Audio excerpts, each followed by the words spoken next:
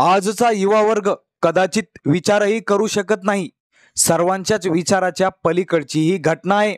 असा क्राइम या 3 मित्र तरुणांनी मिळून केलाय, ज्यामुळे आपल्या देशातील सर्वच शास्त्रज्ञ व पोलीस डिपार्टमेंट हैराण झालेले आहेत। दुचाकीवर निघालेल्या 3 युवकांना पोलिसांनी अडवलं। यानंतर त्यांची झडती घेण्यात आली। त्यांच्या खिशात एक अशी वस्तू आढळली ज्याचं वजन केवळ 50 ग्रॅम होतं आणि केवळ 1 ग्रॅमची किंमत पाहून पायाखालची जमीन सरकते। मित्रांनो, कदाचित तुमचा विश्वासही बसेल का? भारतात याची किंमत 17 कोटी रुपये प्रति ग्रॅम आहे, तर 50 ग्रॅम 850 कोटी रुपये असल्याचं सांगण्यात येत आहे। धक्कादायक बाब म्हणजे अनेक महिन्यांपासून हा पदार्थ विकण्याचा प्रयत्न करत होते। त्या पदार्थाचं नाव आहे कॅलिफोर्नियम। हा रेडिओ ऍक्टिव्ह पदार्थ आहे। मित्रांनो, अणुअस्त्र सुद्धा या पदार्थाविना बनू शकत नाही।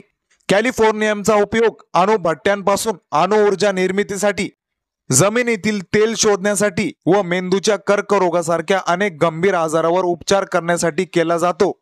कॅलिफोर्नियम प्रयोगशाळेत बनवले जाते। शास्त्रज्ञ एका वेळी ते अतिशय कमी प्रमाणात बनवू शकतात।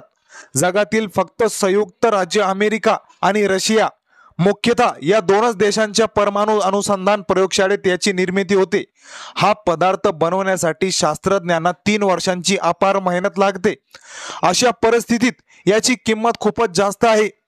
त्याचा अणुक्रमांक 98 आहे। बिहारच्या गोपालगंज येथून समोर आलेली ही घटना देशाला हादरवून सोडणारी आहे।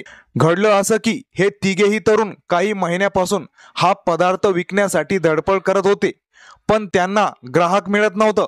याच दरम्यान एका खबऱ्याकडून पोलिसांना माहिती मिळाली।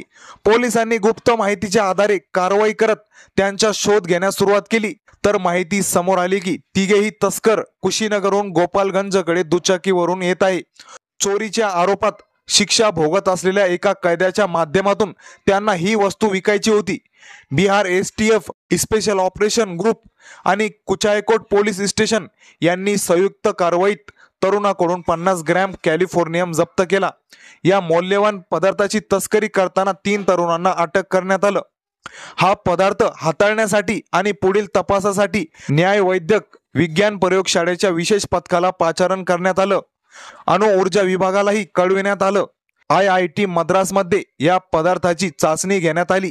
या पदार्थाचं कनेक्शन पॉंडिचेरीच्या न्यूक्लिअर पॉवर कंपनीशी असल्याचं बोललं जात आहे। या 3 आरोपींची नावे आहेत छोटेलाल प्रसाद, चंदन गुप्ता आणि राम गुप्ता, जे सर्व तरुण मुलं। हा कॅलिफोर्नियम पदार्थ त्यांनी आणला तरी कुठून, याचा तपास सध्या बिहार पोलीस करत आहे। तर या घटनेबद्दल तुमचं काय मत, प्रतिक्रिया द्या। चॅनलवर पहिल्यांदा व्हिजिट केलं असेल तर सबस्क्राईब नक्कीच करा।